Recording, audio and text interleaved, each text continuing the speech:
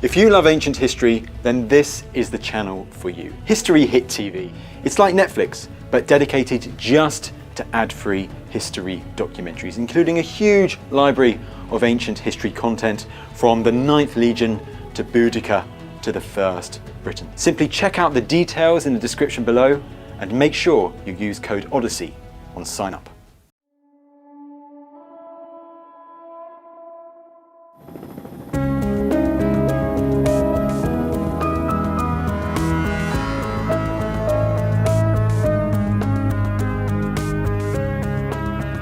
If you're really lucky and you're here right on the right day, you can clamber up in the ice and pick up the object exactly where it melted out. A mysterious story of ancient humans is melting out of the ice. This type of artifact, this is going to be more than 1,000 years old. In northern Canada, the frontier of archaeology and climate change. We're not getting just the stone, we're getting the whole weapon. And we were absolutely flabbergasted. My mind immediately goes to, what's the story behind it? Wow. How old do you think that is? But the surprises don't stop with the artifacts. You now have a human being. I mean, this could be, your relative. Prehistoric secrets frozen in time until now. Oh my God. Isn't that something? Wow.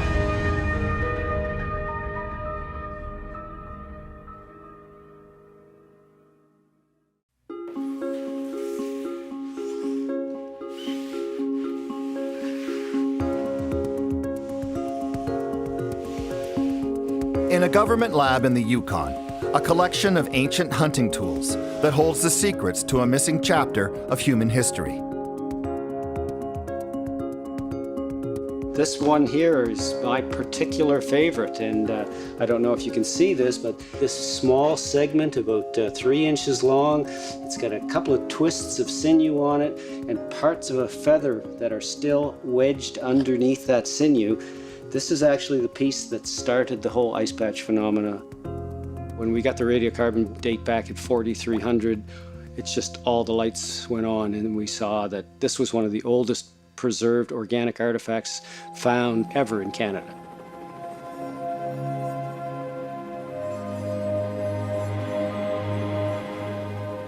Organic artifacts, that's the key. Wood and feathers and sinew that otherwise would have rotted away centuries ago. Instead, they were preserved in the southern Yukon's ice patches. But what is an ice patch anyway? And how is it different from a glacier? We've lost about 10 square kilometers worth of ice. The really big difference is that glaciers move. For ice to move, it needs to be about 30 to 40 meters thick, so roughly 100 feet or more. And when the ice is that thick, because of its own weight, it deforms under its own weight and it starts moving. So in the 1960s, they had a little kind of research camp up here. Behind us we have a crashed Cessna aircraft. This crashed probably about 50 years ago. When I first worked here about 10 years ago, it was about a kilometer up glacier from here. The moving glacial ice has actually carried the plane wreck down to this spot. If that plane had crashed on an ice patch, it would have remained in the same place. So in ice patches, because they're not moving, the material that falls on the surface really becomes preserved in place. And things can be preserved for thousands and thousands of years. So ice patches can be big, but not as big as glaciers. And they've been sitting in the same place for thousands of years. That is, until now. Their rate of melting is unprecedented. And while the rapid thaw is scary for climatologists, Greg Hare and Christian Thomas have chanced across an entirely new scientific discipline, ice patch archaeology. Chris was just walking along the edge of the ice for about 3 meters from the edge of the ice here, and he found a dart shaft that has melted out of the ice and looks like perhaps it's been caught in the meltwater channel and moved in several pieces down to where we see it now. When you look around this landscape, there's no trees, so the only way for a substantial piece of wood like this to get up here is for someone to actually bring it up. So when we see wood, we automatically know it's an artifact. This type of artifact, this is going to be more than 1,000 years old. You wouldn't find this in a non-frozen site. That wood would have rotted away hundreds of years ago, so we know this is pretty fresh out of the ice. There's a good fit right there, Chris. Looks like it, perfect. Oh, Good one, Chris. Good eye. another fragment of the dart. You know, people hypothesized that there were feathers on the end of these weapons. Actually finding ancient examples of the weapons allows us to know how people position feathers on the shaft so that we don't have to hypothesize. We can look to the collection and measure and see how they constructed these things and how they intended them to fly. The Yukon used to be an archaeological backwater. Then, suddenly, the artifacts were being disgorged, and Canada was leading the way and unraveling the many secrets of the melting ice. You might think what they have just found is an old arrow. It's not. It's a technology that predates bows and arrows by thousands of years. It's a hunting tool called an atlatl. An atlatl is a carved piece of wood that allows the hunter to hurl a dart with greater force over a greater distance than he could by simply throwing a spear.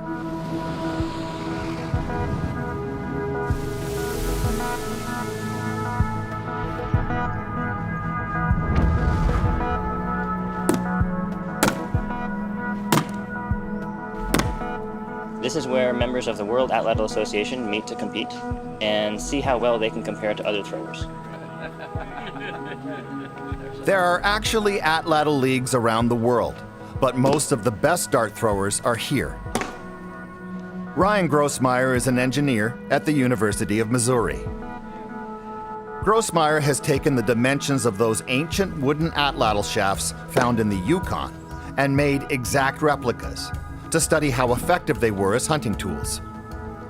These are all accurate replicas of individual darts that have been recovered from ice patches on mountaintops. When they're thrown, atlatl darts have to flex a lot to fly properly.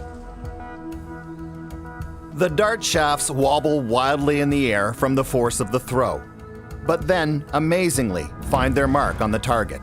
The feathers are important for keeping the dart flying straight. When you apply force to the back end of the dart, it can cause the dart to spin around like this. The feathers are what start the dart spinning and cause the back end to stay behind the front end. Otherwise, you can have the dart spin around in flight. These darts from the Yukon are actually very sophisticated.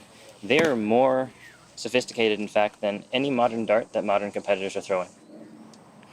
This would have taken a lot of time to do with stone tools, but I think it was integral to how these fly accurately.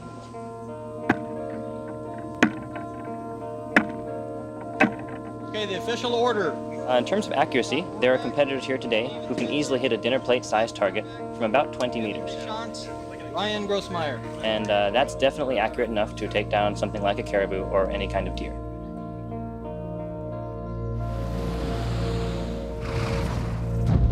In my mind, I envision, say, half a dozen hunters in pursuit of a herd of caribou. One or two get hit by the darts. And meanwhile, the darts that missed the mark perhaps got buried in the snow and then incorporated into the ice. So it's like a giant deep freeze. Anything that's been lost either on the ice or at the edge of the ice or happened to die around the ice often becomes entombed in the ice for hundreds or thousands of years, and we happen to be in the decade or in the century that ice is melting. We don't know how old this particular ice patch is. The oldest thing we found from here, I think, is 900 years old.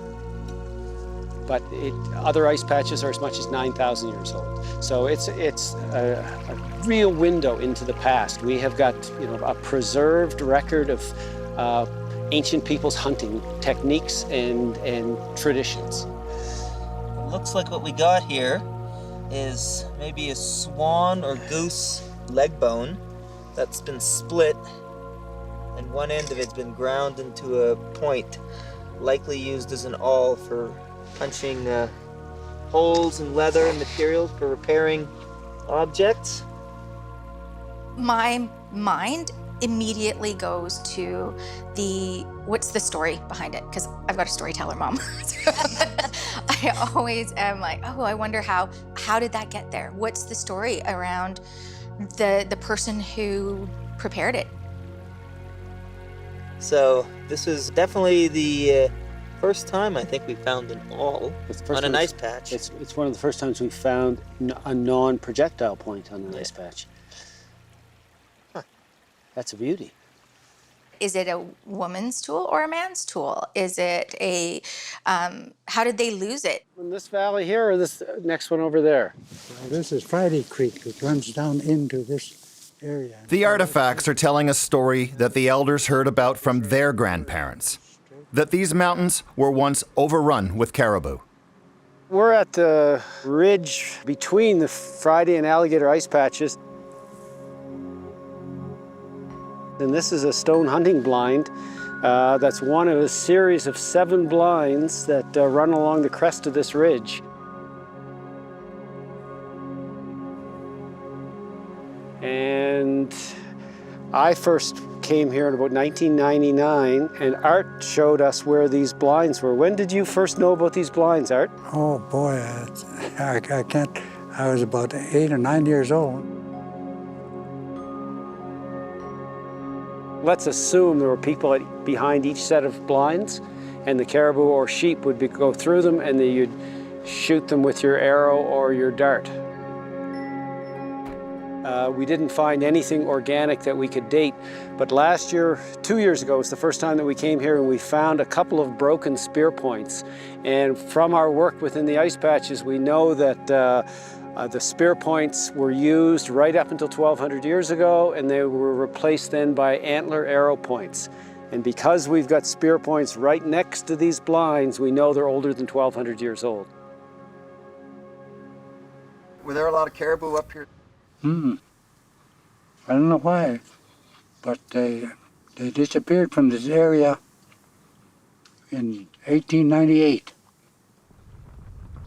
Because you ask the old-timers about the caribou, they'll say there were so many caribou in those mountains back there, you think the whole mountain is moving with caribou. And the shit in these snow patches proves it. See all those dark streaks in the ice? That's all caribou dung.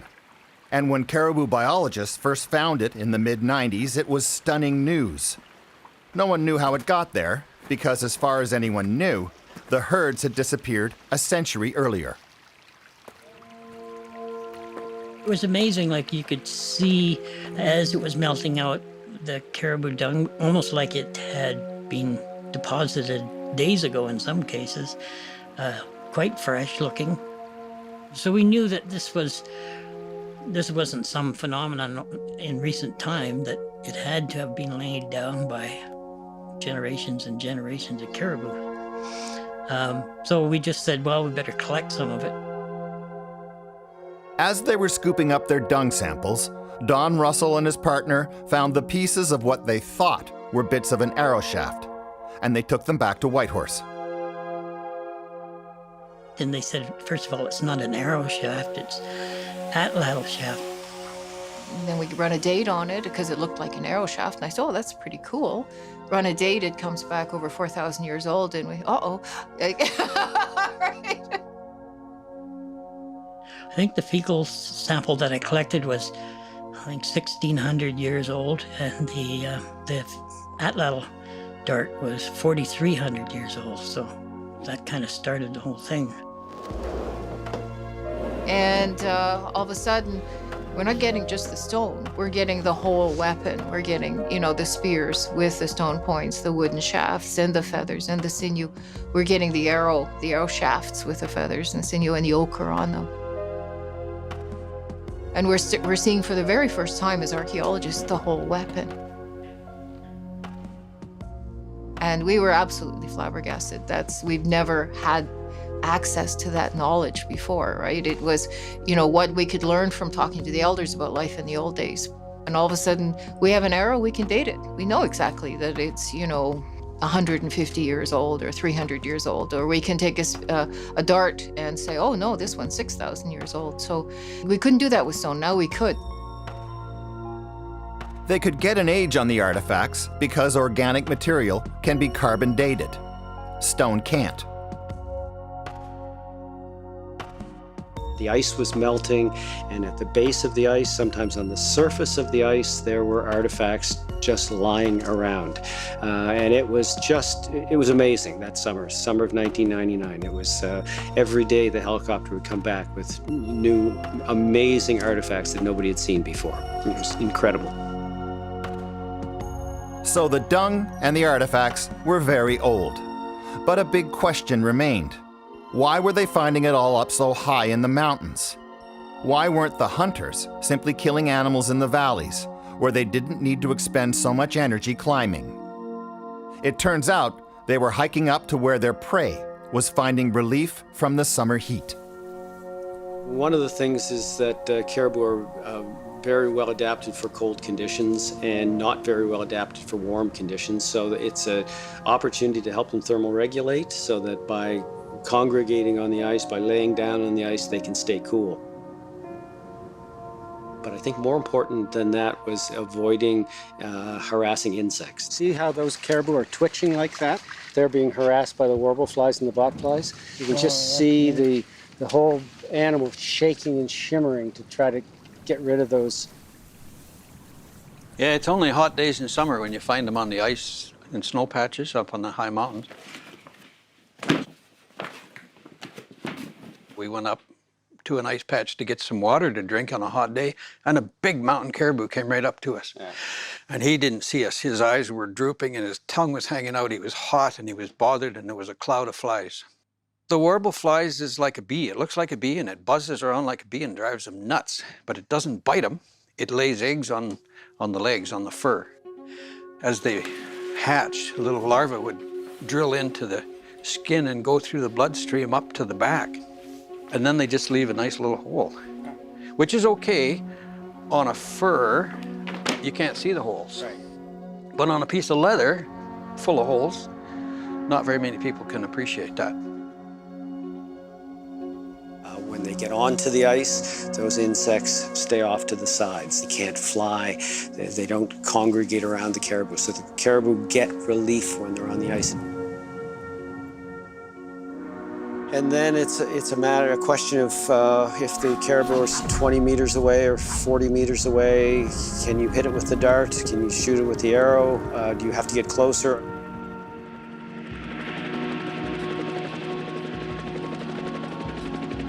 I said, holy, that's a long ways to throw a spear, or a long ways to throw an addle. But to throw a good addle, you got to put your hand back like that, and you have to have that momentum to be able to throw. That's technology. That is experience. Imagine the anticipation each summer, heading up here to see what these ice patches have to offer up next. But imagine, too, that the artifacts are your family heirlooms, left there by your ancestors. Each piece that is found carries with it a loaded double meaning.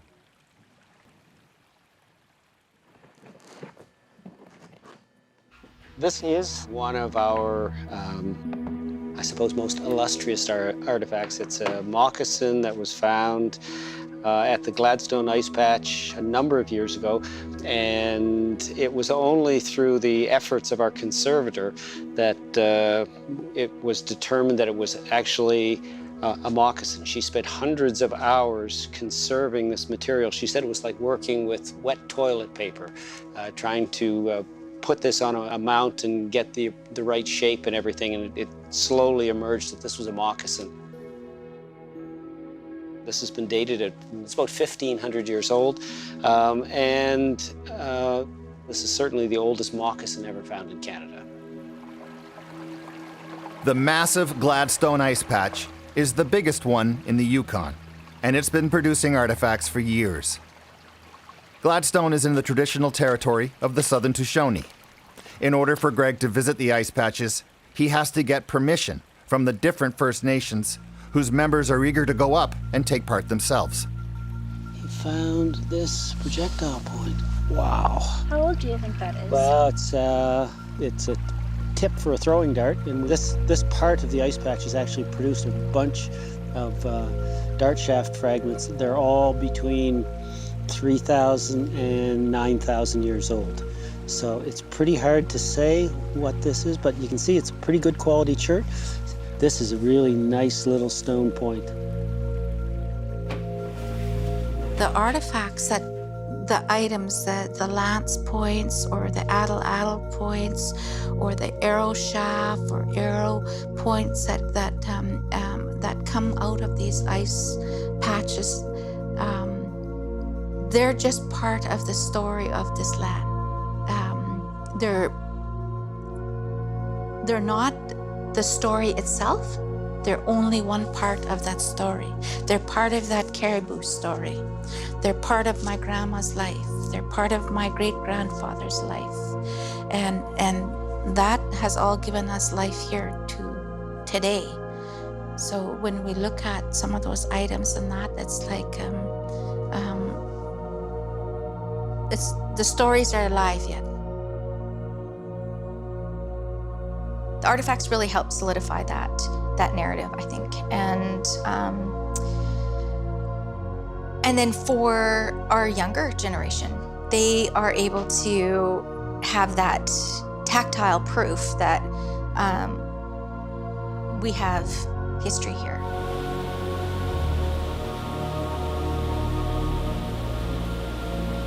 Tactile proof. One of the key jobs for an archaeologist is to ground human history within the landscape, to reveal to us that people were here, and to tell us what they were doing. This is central Norway. That petroglyph carved into the rock depicts a reindeer, a first cousin to the caribou of North America. Experts think this was etched into stone 6,000 years ago, and tells a story of how important reindeer were to the people who hunted this land.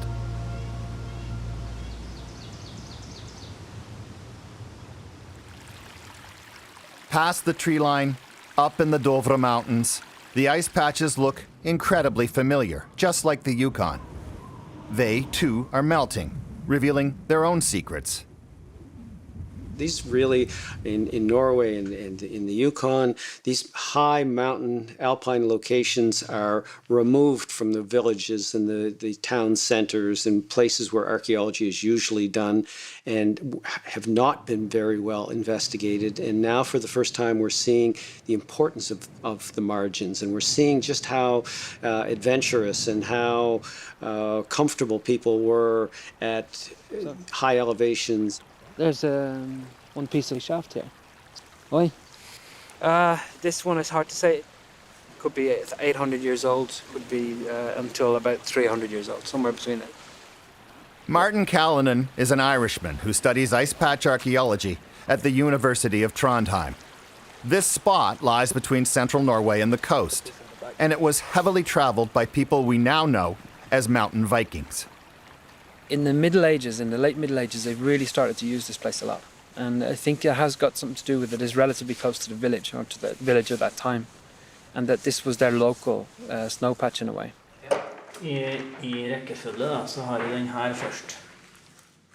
Martin ends up getting a lot of his artifacts from trusted local collectors who know what to look for.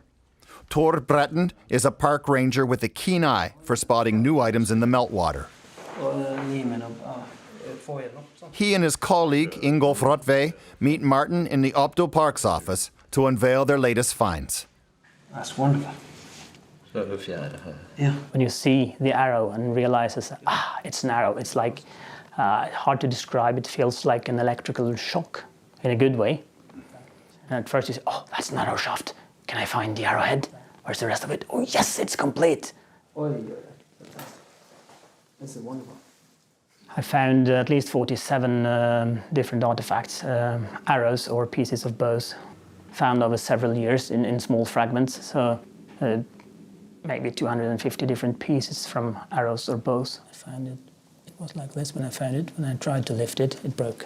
To me, that tells a story about my ancestors. It was my ancestors who did hunt up there, and I'm also a reindeer hunter, and on a warm day I would hunt on an ice patch. So this shaft melted out and was found about in the middle of the snow patch, sånn midt på. Yeah. Found in different fragments, but as you can see, they fit together. And there's nice preservation on this. We have the knock at the back, which the archer would have held when he released the string from the bow. The last person to touch this arrow before Ingolf found it on Thursday was probably the hunter 16 or 1800 years ago, as he released the arrow hunting. And the question is whether they belong together, and this is part of the fragments game. If it doesn't fit, we're going to have to go back there and look again for the... But I think it fits, but I don't dare. Get the hammer. Wonderful. Nye funnet det. One of the things that's difficult about the snowpatch archaeology is that the ice patches, they go from being heaven for old objects, frozen in ice, stable, and it's the perfect environment for organic material like wood or bone or antler. 12 millimeter.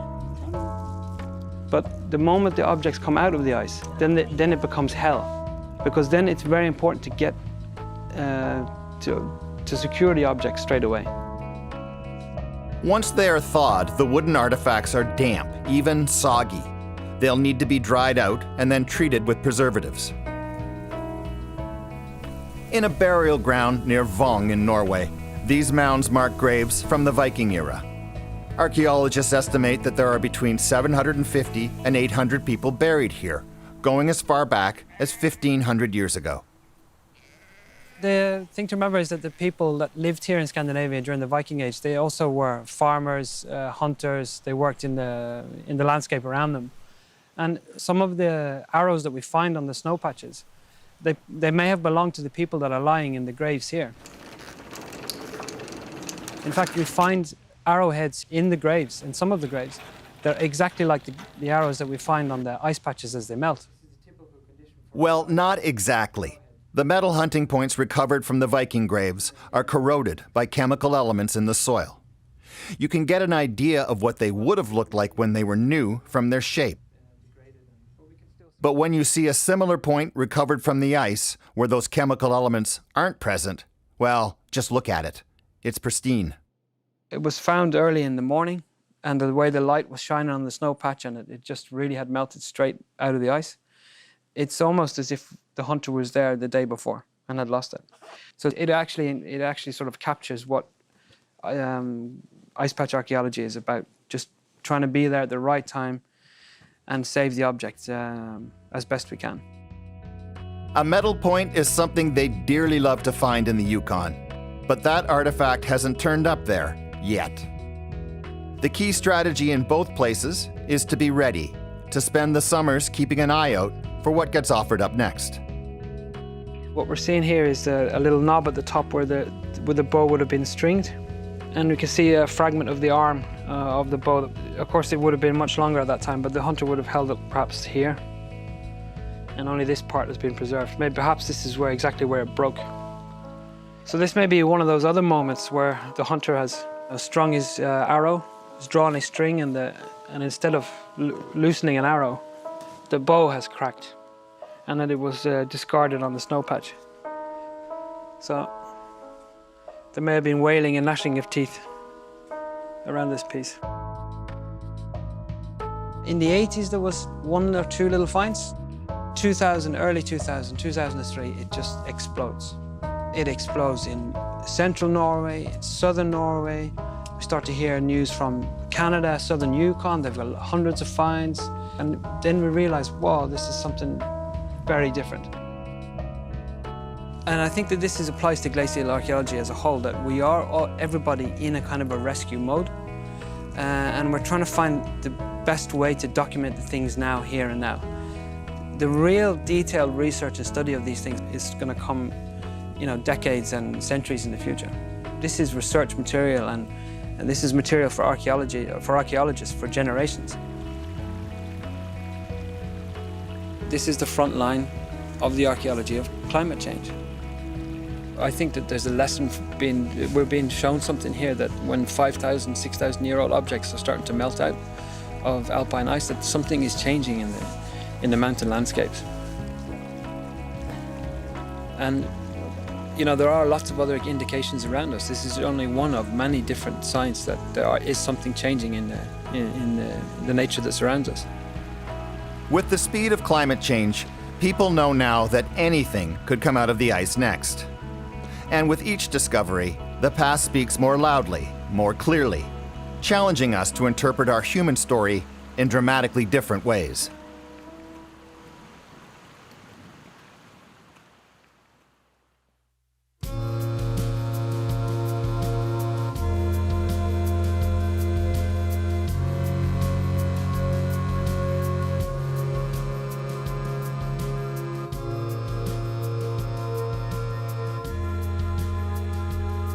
The significance of finding even bones that you're not sure if it came from last year's hunt or 40 years ago the hunt is that the ice that persists up here preserves everything.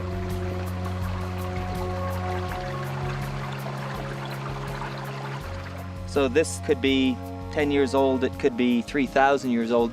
You just can't tell from looking at it. You literally have to collect everything that you find and do the scientific tests later, because we found that these, when you collect everything, you create this incredible archive of animal life in the alpine that can be studied for genetics or trace elements.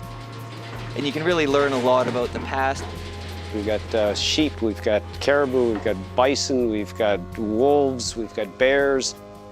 Basically anything that was living around the ice and died on the ice, even if it wasn't hunted by humans, could be preserved in the ice. Probably the best example we have is this sheep skull. We found this beside an ice patch a few years ago, and when we started to do the analysis on cut marks, we decided to radiocarbon date this one, and we sent in a very small sample, and this one turns out to be about 4,500 years old. So it's far older than we thought it was going to be, but it's the best example we have of someone in ancient times butchering one of these animals. So these are stone tool cut marks across the brow of this sheep skull. You know, people have in their mind the iconic spear points and arrow points and scrapers and those kind of things, but actually, when you get to an archaeological site and you're digging, you almost never find those perfect preserved spear points and arrow points. What you find are the waste flakes, the debitage that comes off when people are making stone tools. So this represents a very general archaeological site in the subarctic where you have hundreds, if not thousands, of waste flakes. And when I look at this collection today, it just pales in comparison to what we're learning from the ice patches or the quality of tools. And I think this is really typical for most archaeological sites in the subarctic.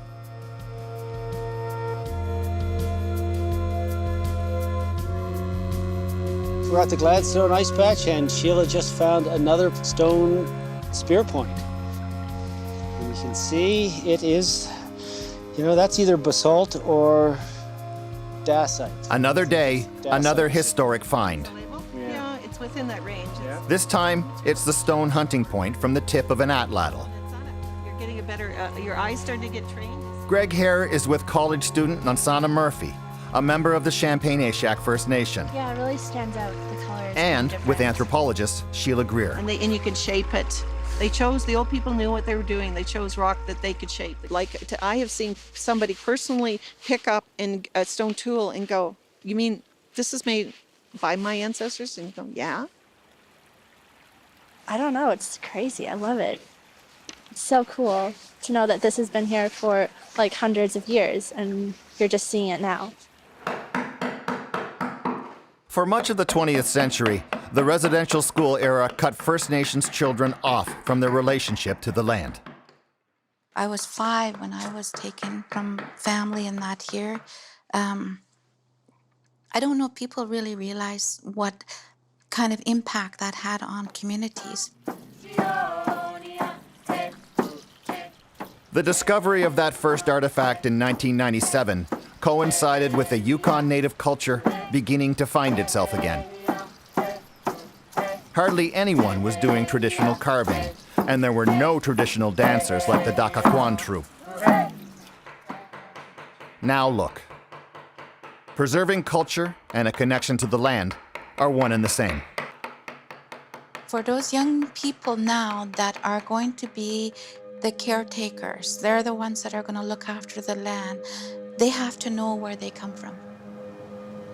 And we're trying to make sure that the young people that participate in ice patch work have that expanding knowledge of this land here that they call their homeland.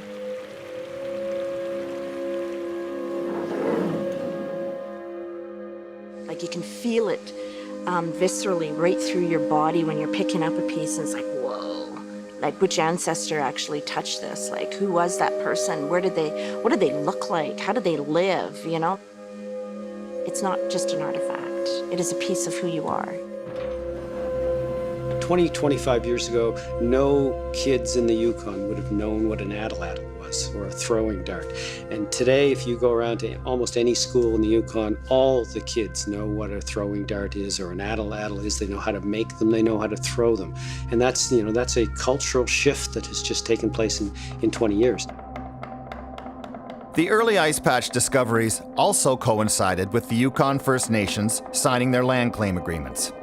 It gave them power, and it gave them a say in how heritage would be handled and interpreted. And then, in 1999, this happened. Some sheep hunters in northern British Columbia, just across the border with Yukon, found a body melting out of the ice.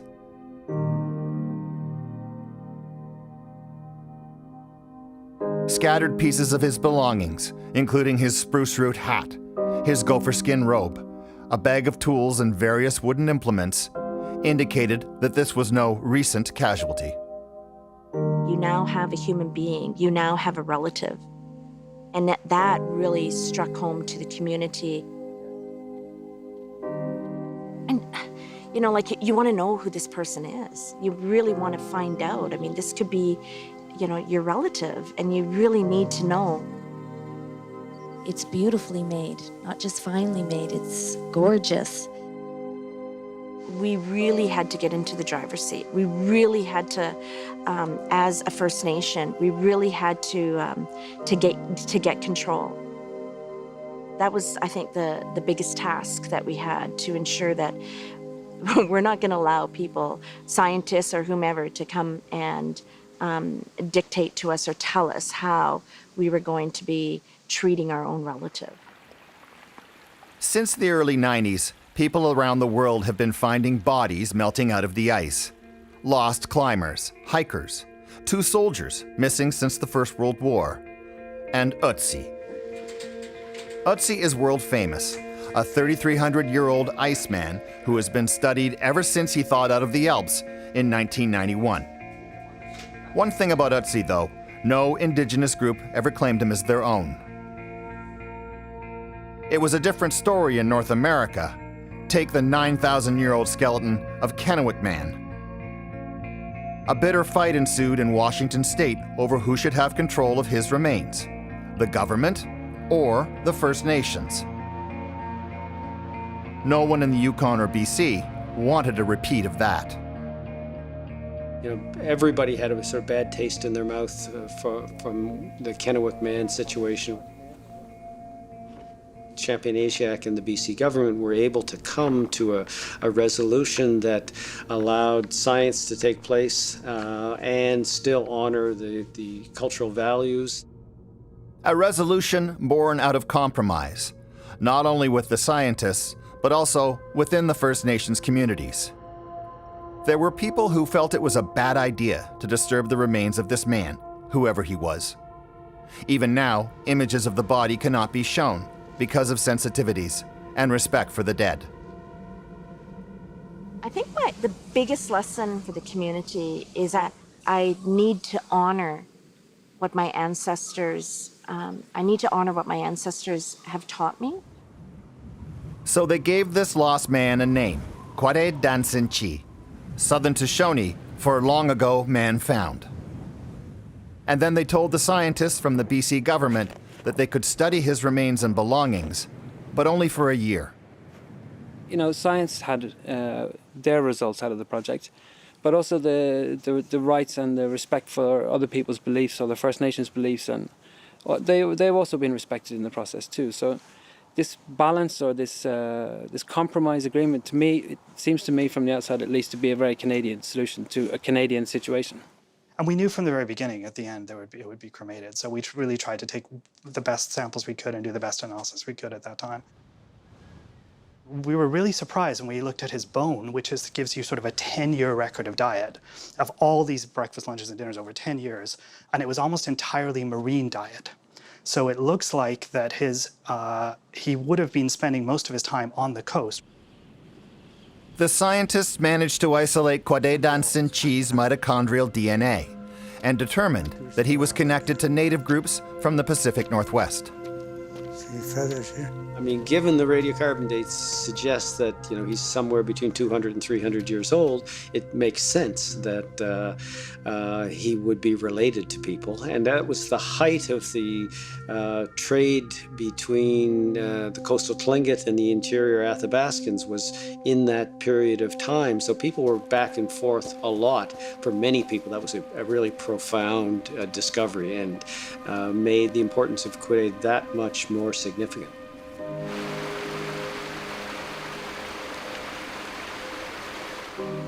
Even more significant was news that Kwadai-Dan-Sin-Chi was related to 17 people who were living today. Makes you feel really solid, you know. Yes, we do belong. Yes, this is, you know, our traditional territory, and it just, it's right in your bones. It's in your blood, and you feel really good about it, you know. When we got the phone call from Pearl, it affected me, and it stayed with me for a long time. I was curious about what he was doing up there, where he was going, what his history was, who his family was back then, and most of all, how he passed, how he died, and because he was found alone. That's where the scientific knowledge and the traditional knowledge, you know, they come together and they agree with each other, you know, So we buried his ashes back in the mountain of where he was found, and we did it in a very, we held a potlatch, and we did it in a very respectful manner of having elder advice from the coast and the interior. My personal belief is that he would have wanted to share with the world what he had to offer. No one really knows why Kwadai-Dan-Sin-Chi was crossing the ice towards the interior. But the message he delivered a few centuries after his death is profound for the people who live here now. That this vast and open wilderness has been a human place for a very long time.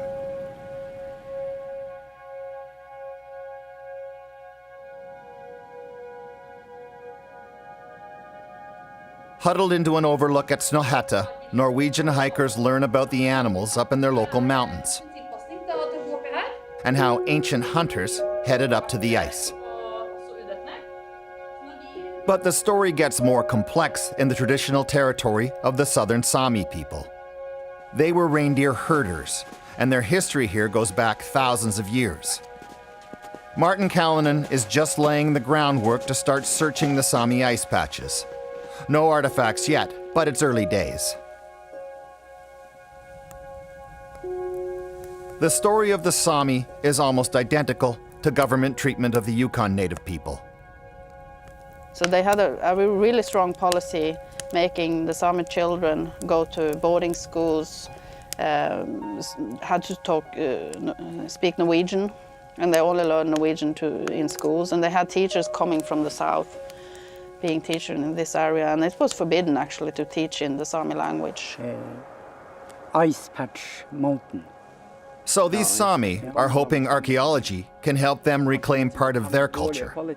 I think that there will come older things in the ice that we haven't seen before.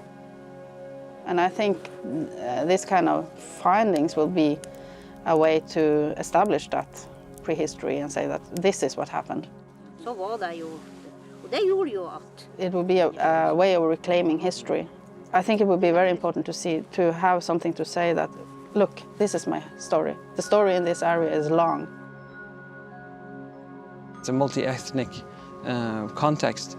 It's not the one group over the other. That is part of the job of archaeology, is to help to add the past as a quality to our life and try to weave in the past in our present. It doesn't really belong to one or the other group that are here today.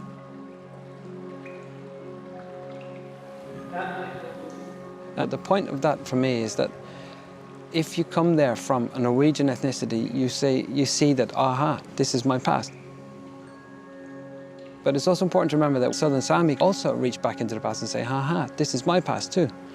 And they have the same feeling of belonging and the deep time to this landscape as the Norwegian visitors have as well.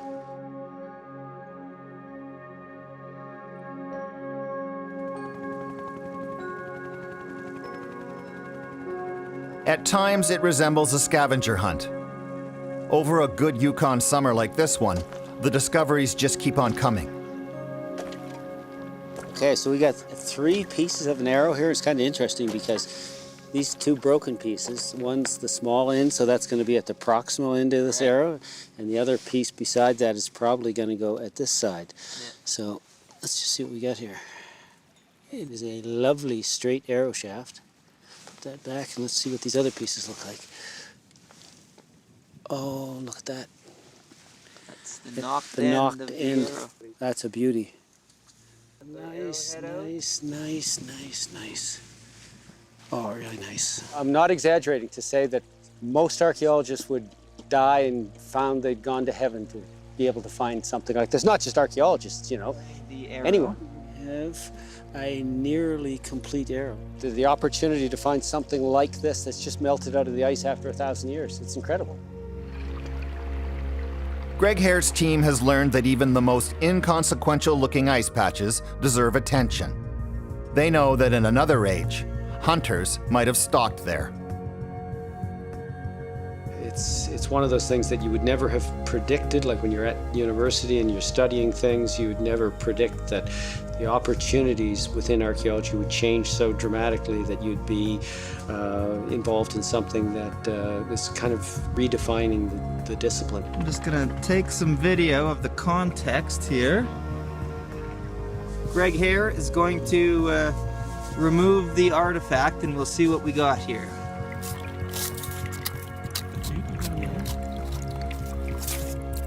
Oh, cool. It's got an end blade on the end and there's sinew, the binding the end blade to it.